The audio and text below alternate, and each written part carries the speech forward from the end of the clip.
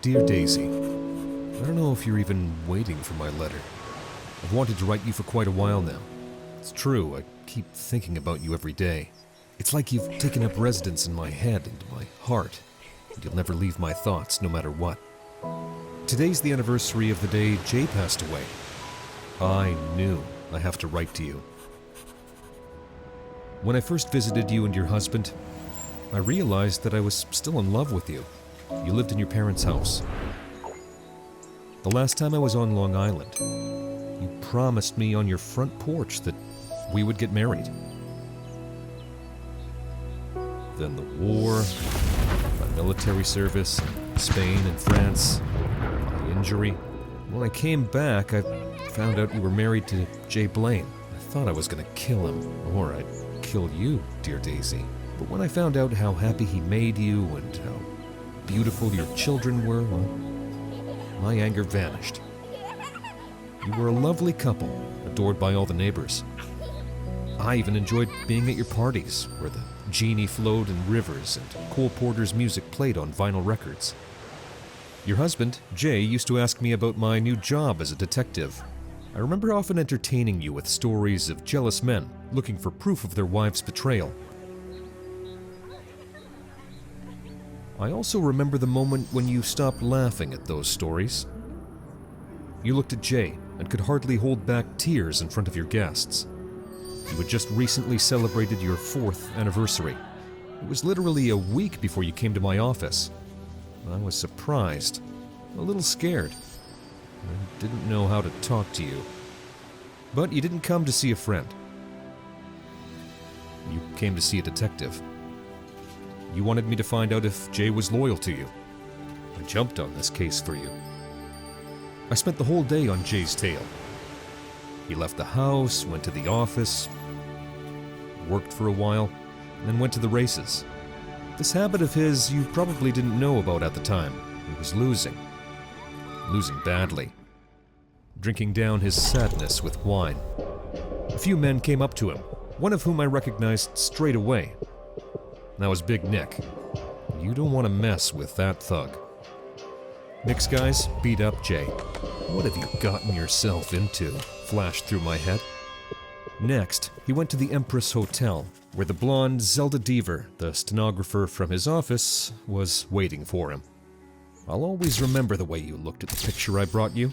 You cried and said that you looked alike. She even had the same dress. You kept saying, "Why does he need a copy of me when he has me?" Not only that, but you took my hand and whispered that I wouldn't be that kind of man. My heart clenched. I held your hand tightly and pulled you into my arms. I told you that if you were my wife, I would never hurt you. Do you remember when I asked you to leave Jay? But you said you loved him. I learned about Jay's suicide at the Empress Hotel from the newspapers. Couldn't believe it. Even though the reporters were saying that Jay shot himself with his own gun, I hadn't seen you or Jay in a week. I couldn't bring myself to visit you. Only heard that Jay left Zelda and fired her. I knew you were trying to make things right. I pictured your face, your tears, and your fear for the future. Given the investigation's verdict of suicide, you and your children will not receive any insurance money.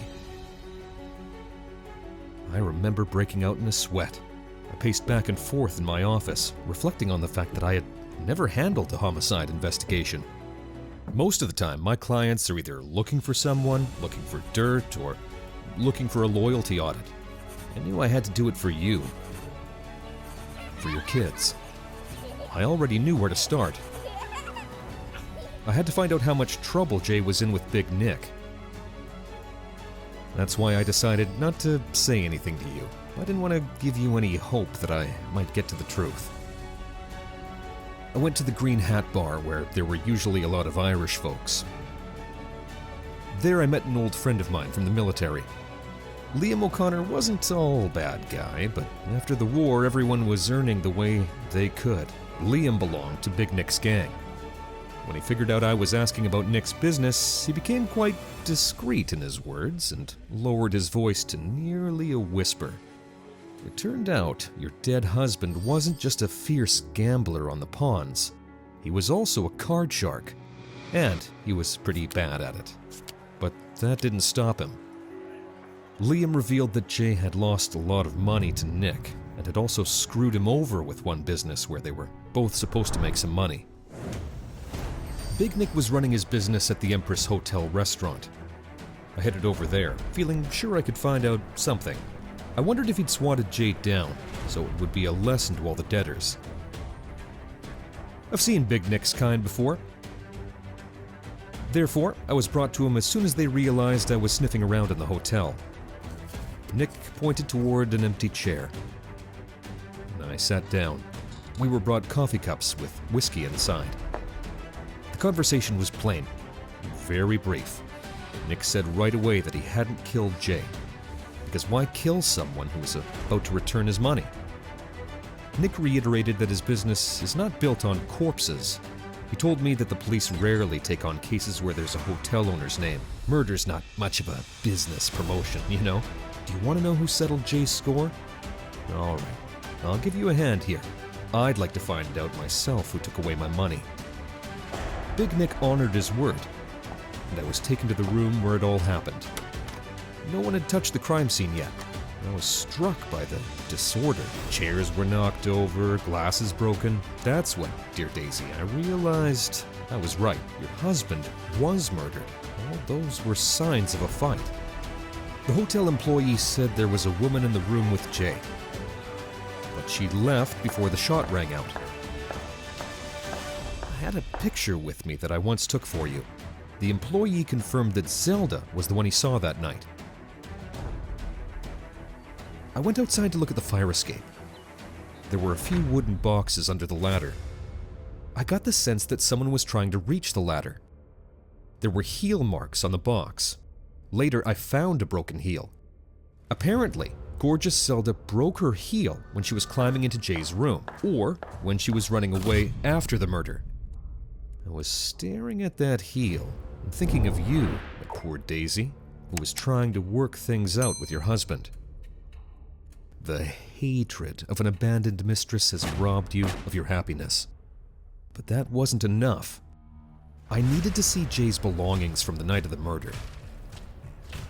To my surprise, Big Nick gave me that opportunity as well. In response to my joke about whether he owned all of Long Island, Nick only smiled and replied, "Not yet." One of Nick's guys accompanied me to the police station. He spoke to a policeman, and a few minutes later I was led to the evidence room. The policeman pulled out the right box and sternly told me that I had 5 minutes. The box contained Jay's personal effects. What caught my interest, however, were 2 train tickets to Florida and a business card from a lawyer named Decker Rain. After the visit to the police station, I walked nervously down the street. I kept thinking about Zelda and Jay. Were those tickets for the 2 of them? Did he really want to sneak away with Zelda? And what went so wrong? Why did Zelda kill her lover? Or were there tickets for you? With these reflections, I reached Decker Rain's office, and though there was some Latin phrase on his door, something about fairness and customer protection, after getting $5, he told me everything. As it turns out, Jay was planning to take out a mortgage on your house to get a substantial amount of money. However, according to Decker, he never showed up with the signed agreement. There were no mortgage documents among the evidence. Then where are they? More importantly, I was trying to determine if you knew about it. Perhaps this was your way of saving Jay from his debts to Big Nick? The next day I ventured over to Big Nick's house, but he said he hadn't negotiated any mortgage on the house with Jay. What if your husband just wanted to escape with the money for the house, leaving you and the kids behind? That made me angry. If that's true, I would have killed Jay myself. I decided to track down Zelda Deaver. I didn't see much throughout the evening. She was having fun with some men, laughing loudly and acting all girlish. She didn't seem to be grieving for Jay. Then, I rushed to your place. I remember all my thoughts went to pieces when I saw you. I was at a loss to tell you everything I knew. God, you were so pissed off, yelling that I was meddling in your life without permission. You said I had no right to pass myself off as a prince in shining armor. I understood why you were angry with me, or rather, I do now. I've been trying to get you to go to the police. After all, the evidence would open a case and bring Zelda deeper to justice. But you were sure she'd get away with it since no one saw her in the room at the moment of the shooting, and she'd never admit it. You asked me to forget the whole thing. You said that maybe Jay had really shot himself out of desperation. So you held me in your arms and whispered that you and I would work it out. That's when the happiest 6 months of my life began. But they ended when I met Zelda accidentally in a restaurant. We got to talking, and I pretended I didn't know her. She was still missing Jay. Everyone deals with their grief the way they can, she told me. What helped her was the frenzied party that never ends. Later on, Zelda got so drunk that she had no control over her words. She said that she could have lived with her sweetheart in Florida for 6 months. They were going to buy a house there because he needed to get away from his troubles. It was the 2nd of September. Now do you see where I'm at? That's right, I got drunk with Zelda that day. When I came to our house drunk, I started looking for a pair without a heel among your shoes. You were confused, worried that I was sick, and tried to pull me away from the closet, but I kept opening one box after another. I didn't want to find them at all. Why didn't you throw them away? Why did you keep that damn pair with no heel? You recognized your shoes in my hands and froze. I was in some weird, deep daze, so I didn't even notice you left the room. When you came back, I was still there, not moving. You started comforting me, stroking my hair, but I noticed a knife behind your back. You tried to stick a knife at me. But I didn't want to hit you, I just bounced away. I tried to take the knife away. I had to use force against you, and the chase turned into a fight. At some point, you fell and hit your head against the wall, losing consciousness. 1 second seemed like an eternity. I didn't know what to do until your children came back home. That's when I realized I wasn't going to leave them with a person who decided to stain their hands with the murder of 2. I called the police. The children and I are doing well, by the way. They are in my custody, and they know everything. I suggested that they write you something, but we decided that my letter would be enough. We're leaving Long Island soon. When you get out of jail, you won't be able to find us. It's a shame love makes us so blind. You, of all people, should understand that. Goodbye, Daisy.